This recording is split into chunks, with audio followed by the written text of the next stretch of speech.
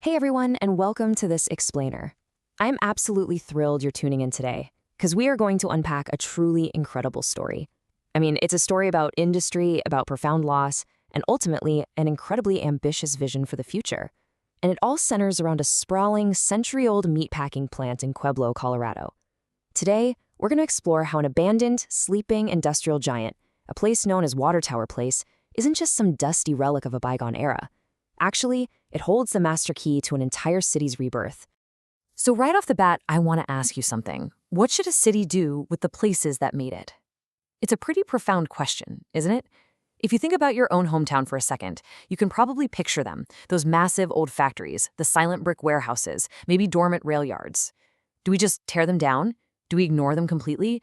Or do we find a way to breathe a new life into the very foundations that built our communities in the first place? Keep that idea right in the back of your mind as we explore the legacy of the Nuckles Packing Company. Okay, Section 1. An industrial giant is born. Pueblo's meatpacking empire.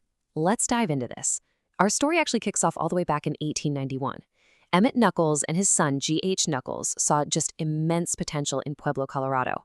They packed up their growing slaughter business in Leadville and moved it to Pueblo to take full advantage of a booming economy, tons of sunshine, and a fantastic railroad system.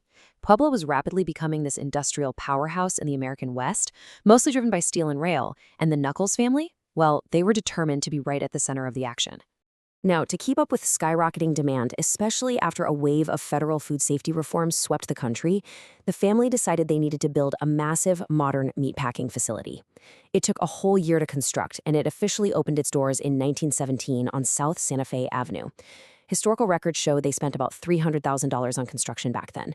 But to put that into perspective for a second, if you were to try and build a facility with that exact same scale and ambition today, you would be looking at a staggering $149 million.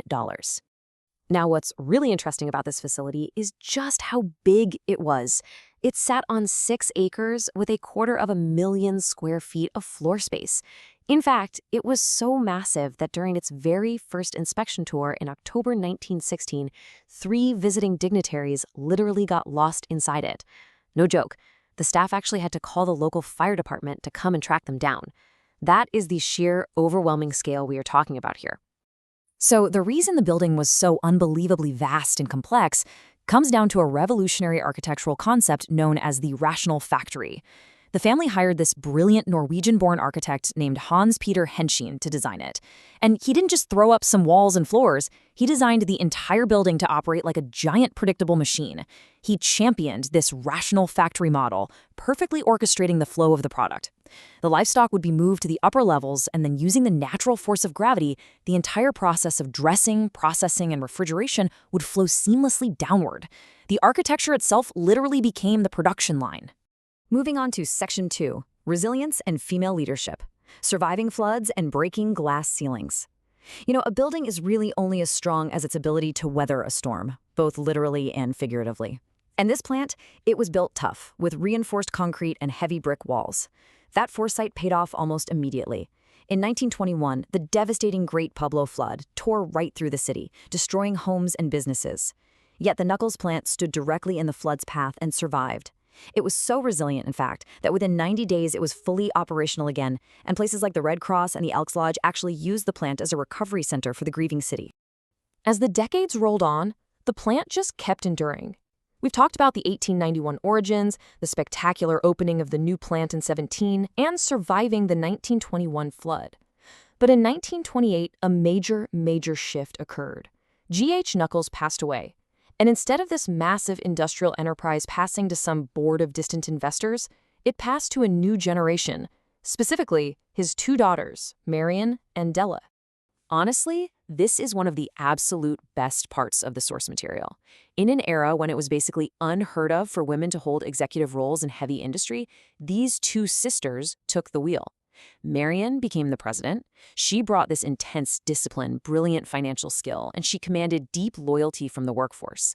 Dela, on the other hand, stepped in as vice president and treasurer. And Dela was Fascinating.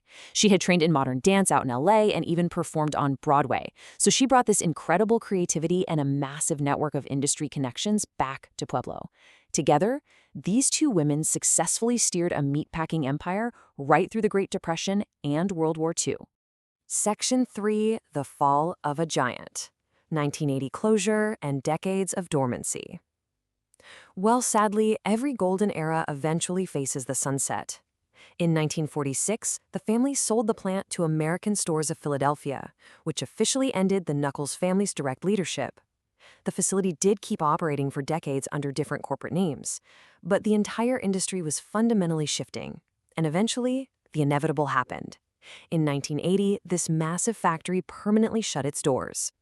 The closure was a devastating blow for the city. 500. That is how many men and women lost their jobs in a single stroke. And these weren't just background figures, They were the living force of the plant. They came from local neighborhoods, they supported their households, they gave the building its daily rhythm. When those doors closed, Pueblo didn't just lose a workplace, it lost a core chapter of its very identity. So for the next few decades, this massive 250,000 square foot facility just sat there, totally dormant. Windows broke, weeds grew tall, graffiti covered the walls. The industrial giant basically went to sleep. A building that once symbolized modern efficiency and civic pride slowly morphed into this towering symbol of industrial loss. But here's the catch. While the cosmetic decay looked awful, the actual bones of Hans Peter Henchin's rational factory were incredibly strong. That reinforced concrete held fast. It was just quietly waiting. Which brings us to Section 4, Rebuilding an Urban Village, the blueprint for rebirth. This is where the story takes a really thrilling turn in the modern era. In 2015, an entrepreneur named Ryan McWills, a guy who had built businesses across 6 different continents, came back home to Pueblo. Where other people saw a decaying eyesore, he saw an opportunity. He recognized Pueblo's industrial heritage as a massive competitive advantage. So he purchased the sleeping giant to help write the next chapter of the city's story. But let's be real for a second. Adaptive reuse on a scale like this, it is not glamorous work. When they started, the building had no running water, no electricity, and no intact windows. The very first step was hauling out more than 2 million pounds of garbage and debris from the site. 2 million pounds! Only after all that was cleared could they even begin the slow, painstaking process of stabilizing the spaces floor by floor and bringing basic utilities back online. And a really crucial takeaway here is that historic preservation isn't just about saving old bricks. McWills made a deliberate choice to partner with local businesses. For example, they teamed up with Johnny's Boiler and Metalworks, which is a steel fabrication company that's been around since 1946. By relying on local welders, fabricators, and masons, this project is actually sustaining the exact ecosystem of skilled trades that built Pueblo in the first place. They are solving complex, century-old structural problems using the deep generational industrial knowledge right there in the community. And this brilliantly illustrates the whole philosophical shift of the project. The new vision for Watertower Place is to create a vertical urban village. Think back to that old factory logic we talked about earlier, right? Moving livestock and products mechanically downward using gravity. Well, they're taking that old logic and turning it completely inside out to create a new civic system. They are using that same vertical structure, but now it's designed to move ideas, people, art, business, and education upward throughout the space. It's literally transforming an industrial machine into a civic engine. To truly grasp how big a deal this is, listen to what the late, legendary preservationist Dana Crawford had to say. She's the one who spearheaded incredible transformations like Larimer Square in Denver. She called Watertower Place the largest historic adaptive reuse project in Colorado and one of the largest of its kind in the nation. So this isn't just some quaint local passion project. It's a massive redevelopment effort with real national significance. Section 5, The Future of the Past, Keeping Memory Active. We really have to talk about what it actually takes to secure the future of the past. Reviving historic buildings is a delicate balancing act. It takes rigor, extreme flexibility, and a lot of collaboration between developers and city officials. It is absolutely never about finding shortcuts around modern safety codes. Instead, it's about figuring out brilliant structural variances that protect the historic vibe of the stairways and columns while still making sure the space is completely safe for the modern public.